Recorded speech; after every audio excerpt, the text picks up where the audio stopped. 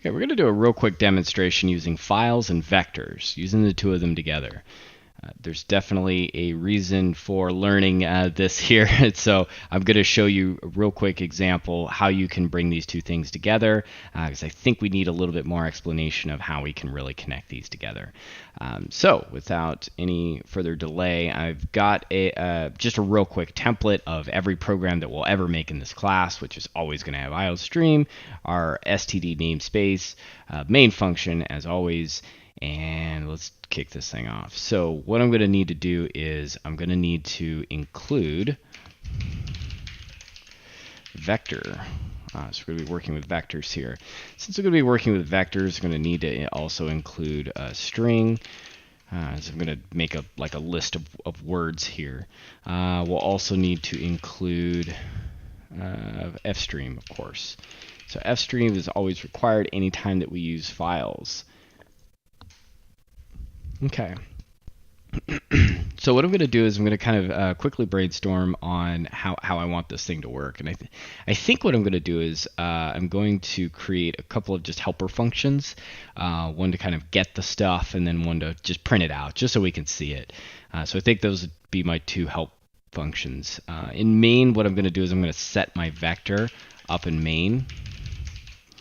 And I'm going to just call this words. So yeah, that'd be the thing that we get our words from. Let's make a helper function real quick. So I'm going to call this get words. And get words, basically this is just implying that we're going to go get some data and then it's probably going to return, right? So it's going to be return some data. Now, what kind of data is this going to return? Well, what I'm wanting to do is I'm wanting to get this words vector populated. So I think this function will be our prime candidate for something like that. So we can say, hey, let's get the stuff we need for words and return that. So if we're going to return that, a cool thing you can do with vectors is you can populate an entire vector and return an entire vector. You can't do that with an array, but you can with a vector. So here's something we can do. Now, don't send me an email telling me about pointers and all that. You don't know about those. Use the vector. All right, so let's do this. A vector of what type? It's going to be string. Vector of type string, get words, and then we need to do stuff. Now, how do we get the vector populated to return it? Well, here's something we don't want to do. We do not want to put the vector declaration up here. I repeat, we do not. Like this. Do not do this. Now, the reason why you don't want to do this is because anytime that you have a function, you don't put up here something that contains no data. Up here. This is the argument field, remember, in a function, the argument field. So, words, what does words have right now? Words has no size. This vector is empty. There's not one single element in this vector. It's just it's empty. There's nothing in it. There's not 0 elements. It's just gone. It's just null. There's nothing inside of this vector at all. So if I were to say call this function get words, and I was to pass words into the argument line of this function, that is completely worthless. It doesn't do anything. So instead, what we need to do is we need to do this instead. We need to declare a local version. A local version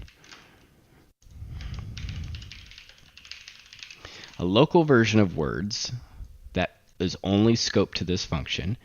And then what we'll do is we'll populate it. Now here's where we're going to need to have our file set up and ready to go. I'm gonna just take a break real quick from this, and I'm going to go over to resource files. I'm going to hit add new item, go under utility, text file. We'll call this words.txt. How about that? Yeah. Cool. And let's make some words. You know, thinking of words can be a little hard, so I'm going to go with names. So we'll do Batman, Thor, how about Arthas from our Blizzard universe, Urine Man. Oh man, I'm going to have to edit that. Or I'm not. I already promised I'm not. And what else? We'll do Spider-Man and anything else. No, running with that. Running with an even kind of 5. An odd even 5. You get the point here. You get the point. Words.txt is ready to go. We're going to go back to main now, and we're going to populate words with that text file. That's what we're after here. So in order for us to do this, we're going to need to have our file stream instance set up. Now, what do we need for that? We need ifstream. That's input file stream. I'm just going to call this file. Okay.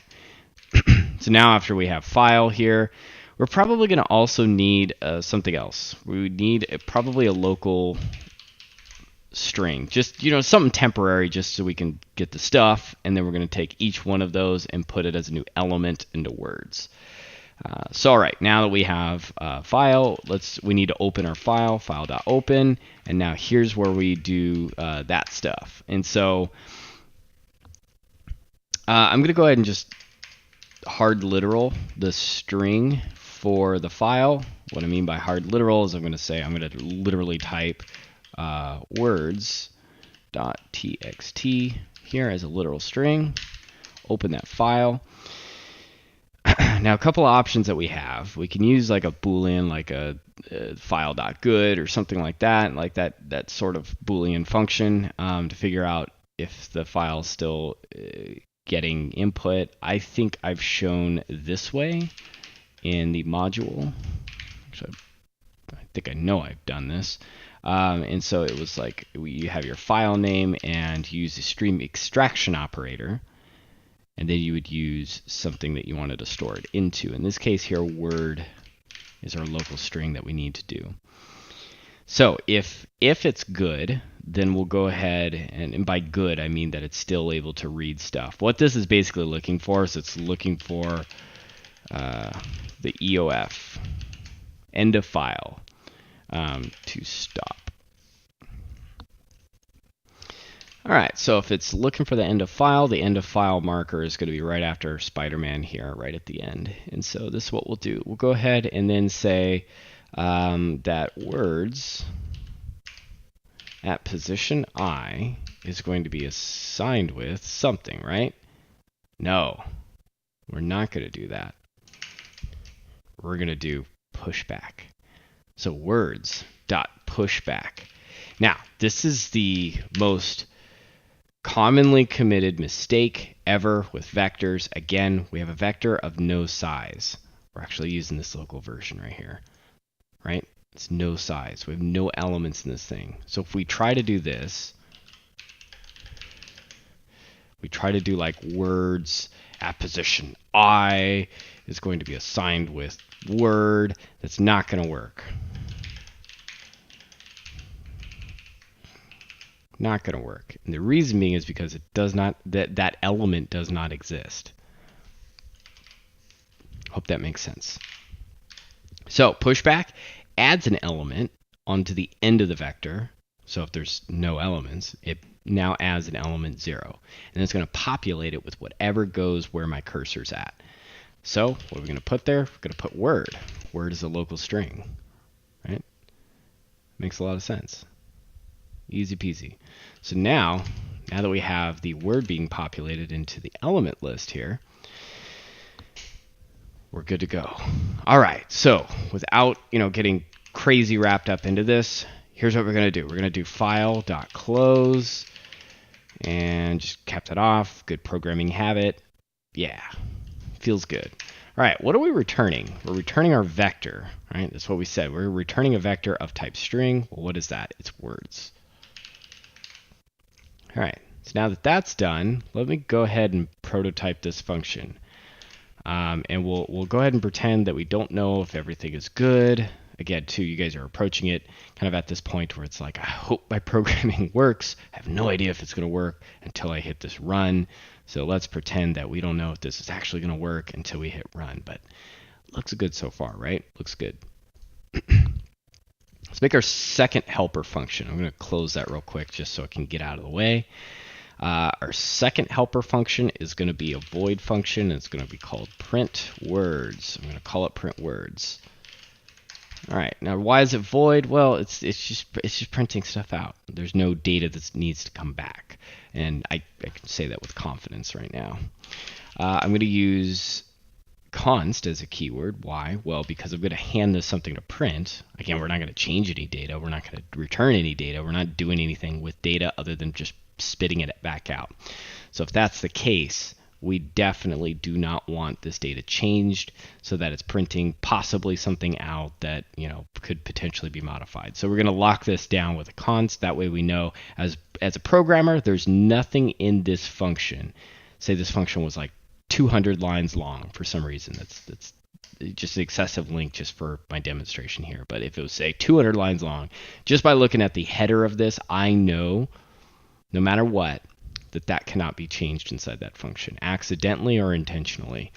So that's good. That's a good programming habit to have. Lock down your data if you don't do anything with it. Just good habit. Just like you would lock your car if you walk away from it. Lock your data down. All right. Vector words of what type? String. There we go. It's a little excessive there. All right, so we have our vector. Now you might be asking, okay, well, why did you put it up in this one and not in this one? Well, in this one here, I'm actually getting data. I'm going to have words populated from this function. I'll hook it up, I promise. So by the time it comes into here into print words, it'll be ready to go. It'll be ready to go with data, and then I can turn around and just print it out. And so this case, I can go ahead and use a for loop. I can say for int I equals 0. I is less than. All right, and now here is where we would say we want to know how many elements are in words. Well, it's a vector, and a vector can do this cool thing where it is revealed using a function. Yeah, words.size. This will return a constant unsigned integer that is the element size of words. Neat. All right, so we'll go ahead and then turn around and then say print out words. We can do words. Sorry, I need the subscript. At position I, and then we'll put an end line in here just to kind of be keep it nice and formatted. Now an end line is going to flush the stream as well. You could also do the new line forward slash or actually backslash n if you want to. Up to you. I'm going to also elect to do some better formatting on this. So I'm going to do something like this, and I apologize. I'm actually doing this backwards, but it'll make sense. I plus 1.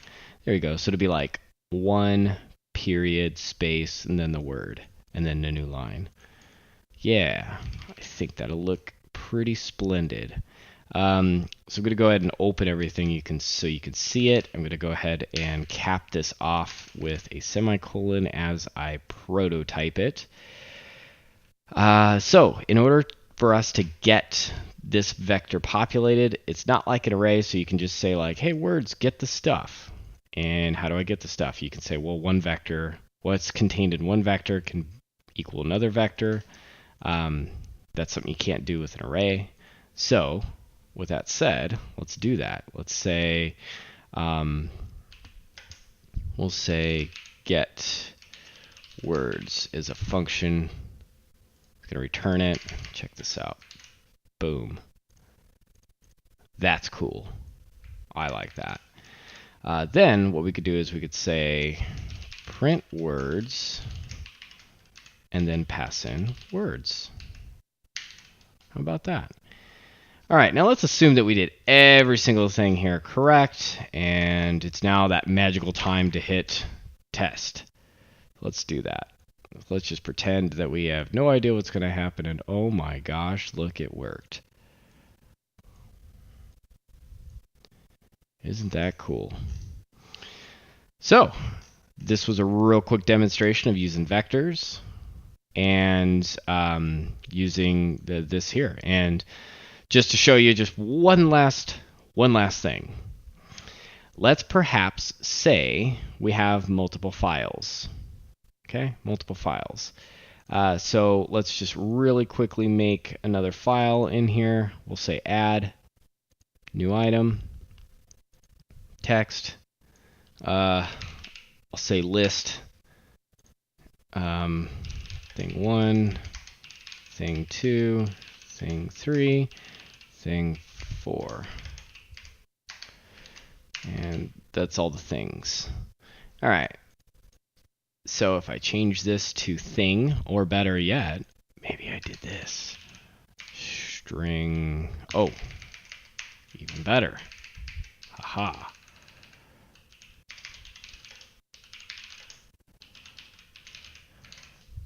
Yes.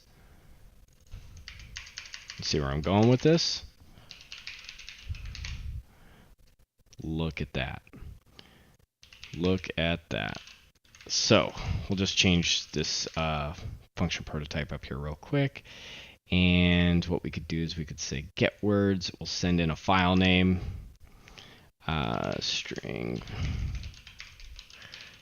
file name, and let's set our file name to be list.txt. I need to put my quotations around it. All right, this is just bonus at this point, just to show you the power of this. All right, and so file name. So now, which one is that going to grab? If it's going to grab list. Okay, it's going to grab list. So I'm going to go ahead and print this one now. I don't think I've made any errors, but let's see. So this is actually good to see. So what it's actually doing is it's printing every time it detects a new word, because I put a space after one. It detects that it's a new entry. So, excuse me. A real quick way to actually fix that is, instead of doing like the cin method, you can say do get line. So you could say get line. So you do get line, and you would do it like this, where you do file, and then word, and then boom.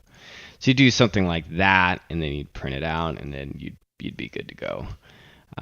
But yeah, that's all I wanted to show you real quick. So hopefully you can connect the dots and where this is going to be very useful for you, and that will be something that I believe will put you on the right track for the thing you need to know about with an assignment that utilizes these here together. Hope this helps. Thanks.